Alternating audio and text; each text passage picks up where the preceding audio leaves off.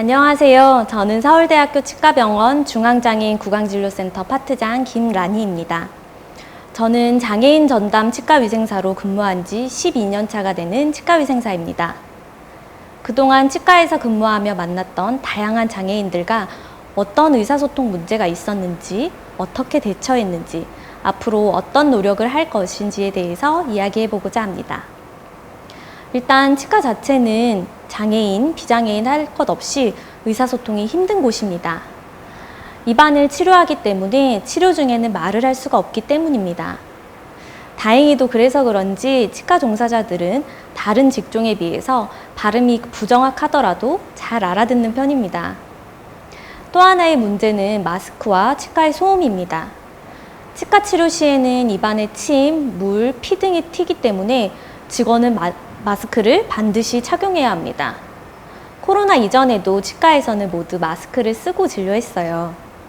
그리고 핸드피스 사용 시에도 소음이 굉장히 큰데 마스크까지 쓰고 얘기하니 말소리가 잘 안 들리는 문제가 있습니다. 게다가 청각장애인은 상대방의 입모양을 보고 이야기해야 하는데 그렇지 못해서 어려움을 겪고 있습니다. 치과에서의 또 하나의 문제가 치료 시에 포를 덮는다는 점인데요. 물이나 약재가 눈으로 튈 수 있고 피가 나는 외과적인 수술을 할 때에는 감염을 막기 위해서 포를 덮습니다. 제가 학회 강의를 듣다가 받은 질문인데요.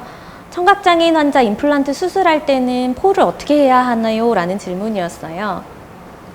일반적인 진료를 할 때에는 포를 덮지 않고 환자에게 고글을 씌운 후에 진료하기도 하는데 외과적인 진료 시에는 감염의 우려 때문에 포를 꼭 덮어야 하거든요. 임플란트 치료 도중에는 교합도 봐야 되고 다른 치아들과의 관계를 봐야 돼서 입을 다물었다가 벌렸다가 하는 행동을 해야 하고 근데 이 행동을 하는데 포를 덮고 의사소통을 어떻게 해야 하는지에 대한 질문을 받았습니다. 어떻게 해야 할까요? 제가 쓰는 방법은 환자 의료진이 포를 덮기 전에 사인을 맞추는 것인데요. 어깨를 한 번 두드리면 입을 벌리세요. 2번은 다무세요. 아프시면 왼손을 드세요와 같이 아주 간단한 사인을 맞추고 포를 덮습니다. 그 전에 반드시 자세한 진료 과정과 예상 치료 시간을 미리 설명드립니다. 보청기를 사용하는 장애인이라면 의사소통이 더 쉬울까요? 아까 말씀드렸듯 핸드피스가 아주 큰 소음을 내기 때문에 오히려 환자들은 진료 중에는 보청기를 뺍니다. 귀가 너무 아프다고 말씀하세요. 이런 경우에는 큰 목소리로 대화하거나 화이트보드에 필담, 몸짓 언어 등 가능한 모든 수단을 써서 의사소통하고 있습니다.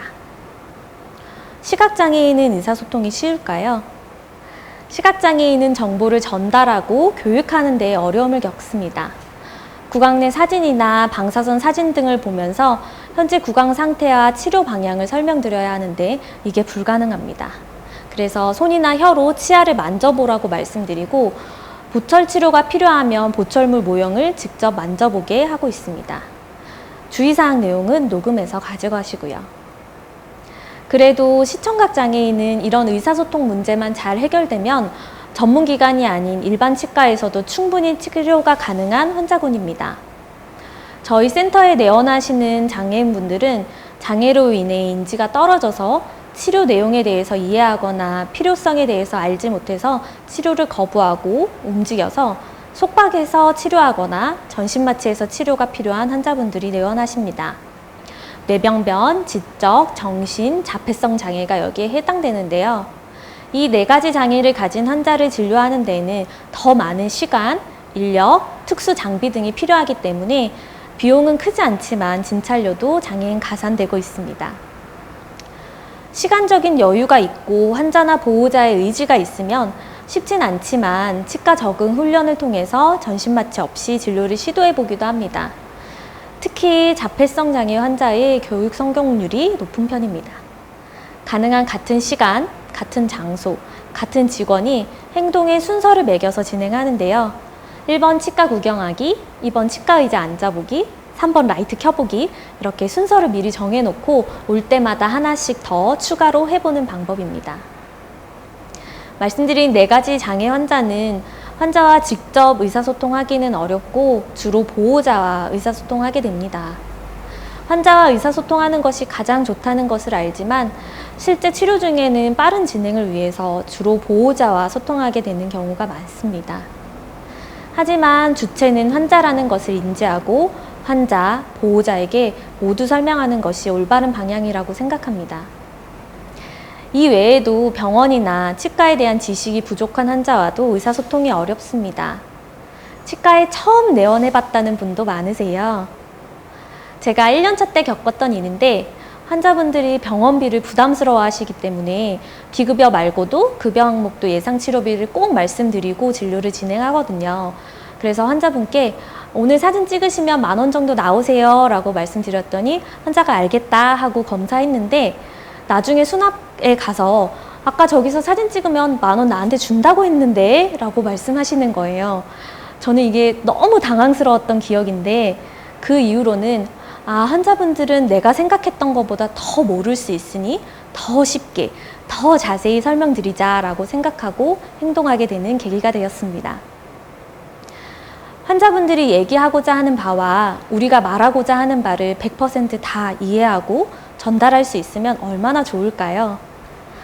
지금보다 더 의사소통하기 쉽도록 장애인, 비장애인 모두가 원활한 의사소통하는 사회를 만들기 위해 저희 중앙장애인 구강진료센터와 서울시 장애인 의사소통 권리증진센터가 올해 9월 업무 협약을 체결했습니다. 의사소통 환경 구축을 위한 자료 개발, 장애인 의사소통 관련 정보와 자료 공유 및 각종 교육 연계, 전문성 강화를 위한 교류 및 자문, 기타 장애인 구강건강 수준 향상 및 기타 치과진료 접근성 향상 등의 영역에서 상호 협력할 예정입니다. 말씀드린 장애인들의 의사소통에 어려움을 겪은 사례들을 바탕으로 의사소통 도구, 읽기 쉬운 자료 등을 협력하여 개발하고 향후 권역장애인 구강진료센터나 기타 장애인을 진료하는 치과의원에 배포할 예정입니다. 앞으로 장애인과의 원활한 의사소통을 기대하며 저도 최선을 다해보겠습니다. 감사합니다.